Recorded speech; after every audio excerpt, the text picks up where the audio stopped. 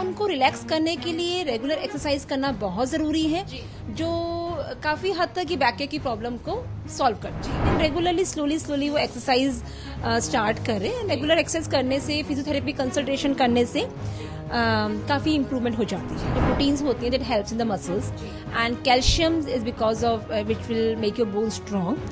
So your diet should be rich in iron, calcium and proteins.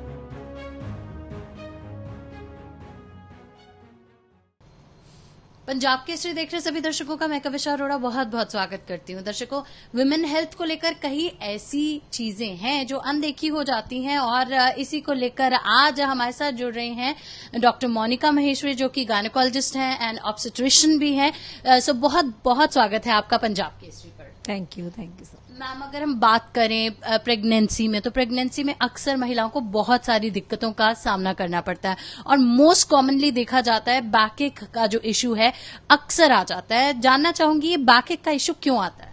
Pregnancy में usually जो back की problem होती है वो usually because of decrease fetal physical activity की वजह से होती है। ये एक कॉमन धारणा है कि आजकल बोला जाता है कि अरे नहीं, ज्यादा काम मत करो, ज्यादा इसको कहीं घुमाओ मत लेडी को, नहीं तो प्रेगनेंसी में कुछ प्रॉब्लम हो जाएगी। जबकि ऐसा नहीं है। अगर प्रेगनेंसी नॉर्मल है तो उसमें the lady should be physically active. तो जितनी एक्टिविटी मतलब जितनी वो एक्टिव रहेगी उसकी उतने ही एडवांटेजेस हैं, क्योंकि प्रेगनेंसी में वैसे ही जो ब्लड है ना वो थोड़ा थिक हो जाता है। कोएगुलेशन जो कैपेसिटी होती है ब्लड की वो इंक्रीज हो जाती है, जिससे कि क्लॉट्स बनने के चांसेस बढ़ जाते हैं। तो इसलिए ज्यादा इमोबाइल, ज्यादा रेस्ट करने से प्रॉब्लम्स ही बढ़ती हैं। ठीक है। दूसरा कि अगर आप जितने एक्टिव रहोगे एंड उतने ही चांसेस आपके नॉर्मल डिलीवरी के भी बढ़ जाते हैं। हाँ, कुछ कंडीशंस होती हैं जैसे कि प्लेसेंटा प्रीविया या ट्विन प्रेगनेंसी में, लेटर प्रेगनेंसी में हम तब ज्यादा एक्टिव होने के लिए मना करते हैं।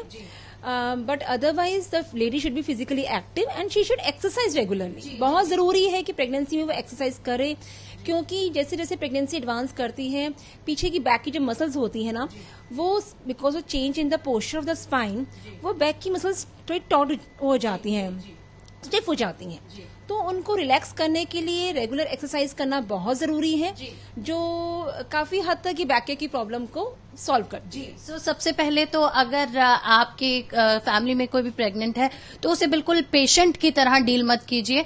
उसे यहाँ पर मौका दीजिए कि वो जिस तरह से नॉर्मल लाइफ है उसे जिए, और साथ ही साथ अगर डॉक्टर की तरफ से कहा गया है कि रेस्ट करना जरूरी है तो रेस्ट करवाइए, नहीं तो रेस्ट की जरूरत नहीं है।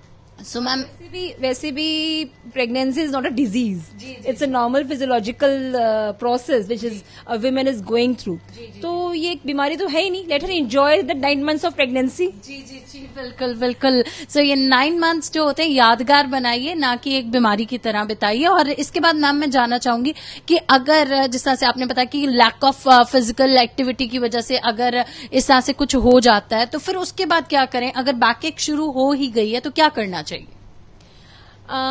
यूजुअली हॉट समिटेशन एप्लीकेशन एंड कुछ लोकल एप्लीकेशन ऑफ ऑइंटमेंट्स, उससे हेल्प हो जाती है। देन रेगुलरली स्लोली वो एक्सरसाइज स्टार्ट करें। रेगुलर एक्सरसाइज करने से, फिजियोथेरेपी कंसल्टेशन करने से काफी इंप्रूवमेंट हो जाती है। तो ये प्रॉब्लम डिसॉल्वेबल है, ये नहीं है कि एक बार शुरू हो गई या आपने लैक ऑफ एक्टिविटी की है, इनएक्टिव हो गए हैं और आपको ये प्रॉब्लम हो गई है तो उसके बाद इसका कोई सोल्यूशन नहीं। सोल्यूशन है धीरे धीरे एक बार फिर से एक्टिव हो जाइए, एक्सरसाइज कीजिए। जिस तरह से डॉक्टर मोनिका महेश्वरी बता रहे हैं कि अगर आप एक्सरसाइज करते हैं रेगुलर तो आपके जो मसल्स हैं वो फटीग भी नहीं होंगे, आपको कहीं ना कहीं राहत भी मिलेगी, और इसके साथ ही साथ प्रेगनेंसी की जो डिलीवरी है वो भी नॉर्मल होगी। Yes, no doubt. So ma'am, यहाँ पर जानना चाहूंगी कि बैकएक को लेकर डाइट्स को भी लेकर कुछ मैनेज करना चाहिए बैकएक होती है तो?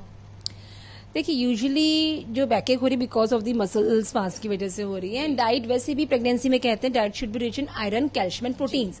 एंड जो प्रोटीन्स होती हैं that helps in the muscles, and calcium is because of which will make your bone strong.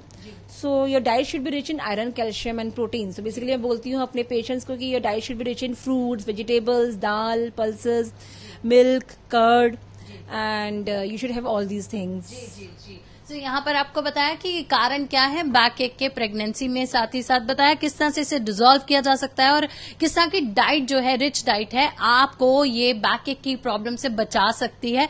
सो आपको वीडियो कैसा लगा जरूर कमेंट बॉक्स में कमेंट कीजिएगा और लाइक कीजिएगा, शेयर कर दीजिएगा, क्योंकि बहुत सारी फीमेल्स प्रेग्नेंट हैं और उनकी हेल्प बहुत जरूरी है ताकि वो एक नॉर्मल डिलीवरी के लिए रेडी हो सके और अपनी जो प्रेगनेंसी है उसे भी एंजॉय कर सके। बने रहे पंजाब केसरी पर, देखते रहे पंजाब केसरी, क्योंकि पंजाब केसरी है आपके दिल की धड़कन।